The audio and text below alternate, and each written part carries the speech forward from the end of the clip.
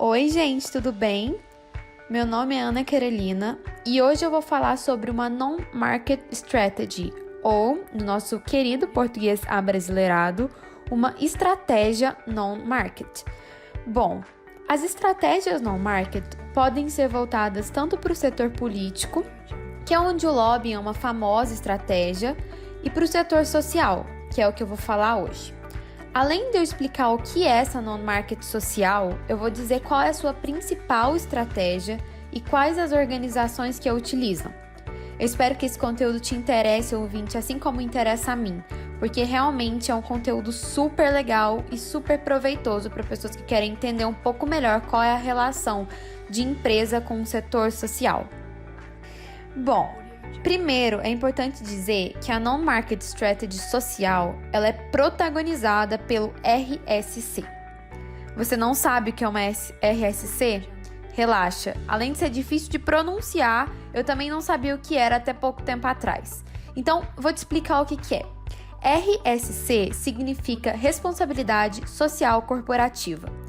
E é por meio dela que se encontra uma maneira dos empresários, aqueles que estão lá por trás de grandes empresas ou até pequenas empresas, mas é uma maneira que esses empresários respondem às pressões da sociedade, que forçam as corporações a contribuírem para o setor social e, de certa forma, devolver algo para a sociedade, já que as empresas estão sempre degradando o meio ambiente e até o psicológico dos colaboradores, né? A gente sabe quantas pessoas, aliás, algumas pessoas se sentem cansadas e extremamente pressionadas ao trabalhar em grandes corporações. Mas ainda é muito importante lembrar que essas empresas, elas têm essa responsabilidade social corporativa não como um caráter bonzinho. Elas não estão fazendo nada de graça, elas não estão ajudando o meio social de graça. Existe um imenso caráter marqueteiro por trás dessa RSC. E é por isso que ela é considerada uma estratégia poderosa para as empresas e que acaba beneficiando o setor social. Ainda é importantíssimo dizer que essa estratégia busca o desenvolvimento para a sociedade, em que grande parte do público são micro e pequenos empreendedores. Por isso, os ativistas defendem o fundamental dessa responsabilidade, pois, além de melhorar a qualidade de vida de seus empregados e de suas famílias, ajuda a comunidade local e da sociedade como um todo. A gente sabe, o mundo funciona de um jeito extremamente sistemático. A economia pode estar bombando, mas como a história já nos provou, apenas isso não é o suficiente. Forte que diga, né? Direitos sociais? Jamais. Bom, existem diferentes jeitos de usar as RSCs nas organizações. Um deles são as empresas que usam a estratégia para a rotina. E o outro tipo é uma fundação que tem um tipo de elo com o mundo socioambiental. A fundação não precisa de dinheiro, elas são organizações sem fins lucrativos. Então, elas têm o dinheiro do fundador, portanto, estabelece um elo entre o que a fundação deseja atender como demanda social. Gente, talvez uma coisa que passe pela cabeça de vocês é: qual é o olhar da empresa ou do empresário frente a tudo isso?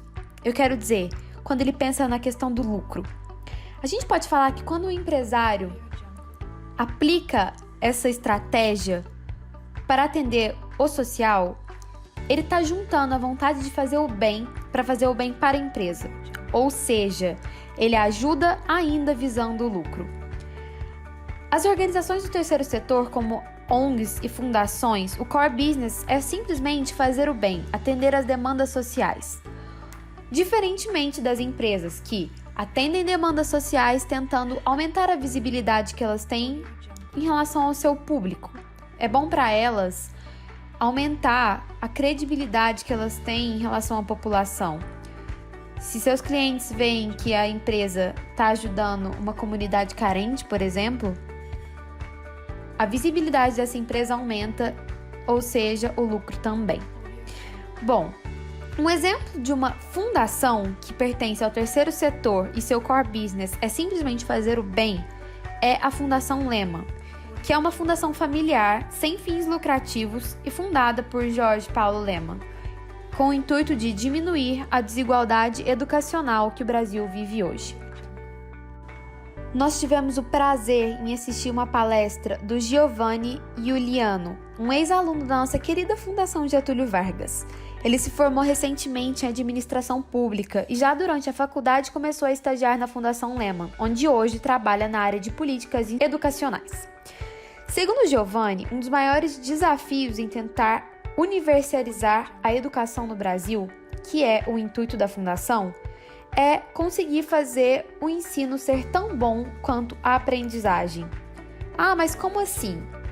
É que assim, muitos alunos até conseguem ter acesso à educação. Aliás, existe uma universalização da educação hoje. Todos têm acesso à escola. Mas o problema é que as crianças e adolescentes vão para a escola, mas saem dela sem aprender.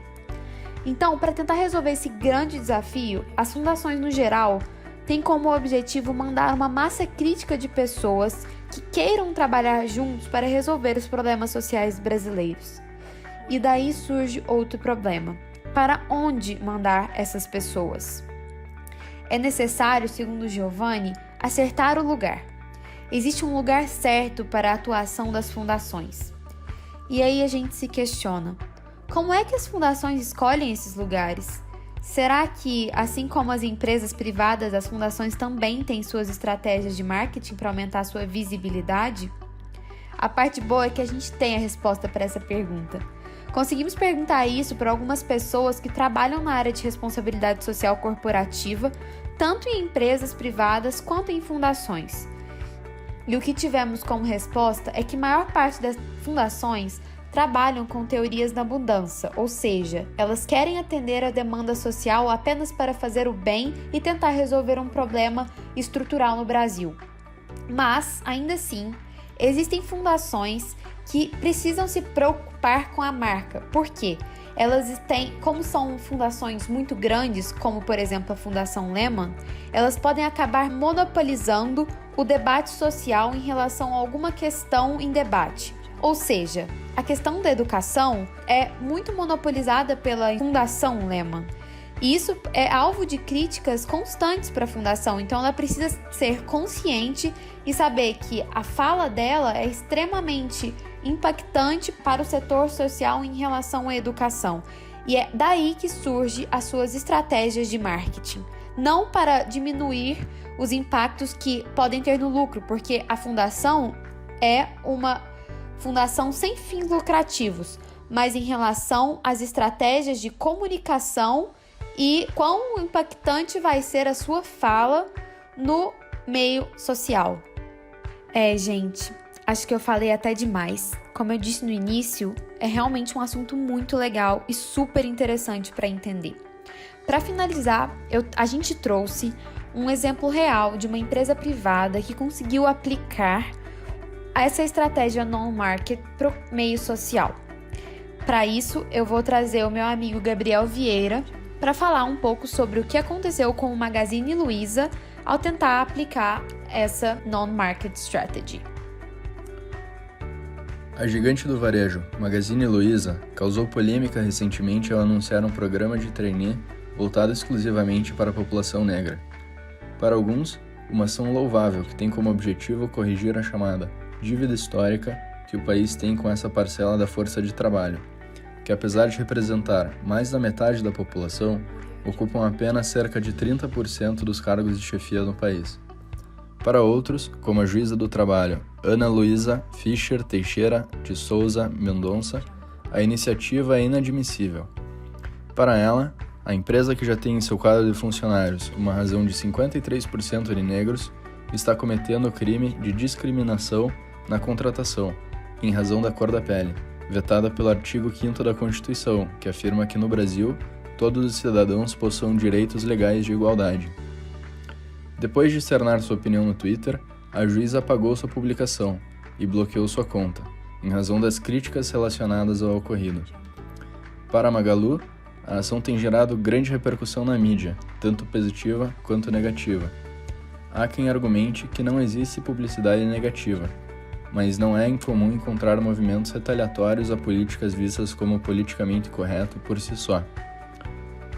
Um exemplo desse tiro pela culatra foi a campanha da Gillette contra a masculinidade tóxica, em 2019, que foi duramente criticada nas redes sociais, acumulando mais de 1,6 milhão de dislikes no YouTube e causando prejuízos para a imagem da marca pelo emprego de estereótipos negativos masculinos e a problematização de atitudes inofensivas e praticadas pelos consumidores da marca, como participar de churrascos. Mesmo quem levanta a bandeira feminista se incomodou com o comercial, alegando que este simplifica conceitos de masculinidade tóxica e não aborda problemas sociais mais imediatos, como a desigualdade de gênero no âmbito empresarial ou a violência doméstica. Gente, depois de todo esse relato do Gabriel, eu quero saber a sua opinião, ouvinte. Você acha válido projetos sociais como o da Magazine Luiza? Ou esses projetos acabam só aumentando os preconceitos e desigualdades presentes na sociedade? Fica a reflexão. Por último, quero agradecer pela atenção e todo o interesse que vocês tiveram até aqui para ouvir o nosso conteúdo de hoje. Muito obrigada!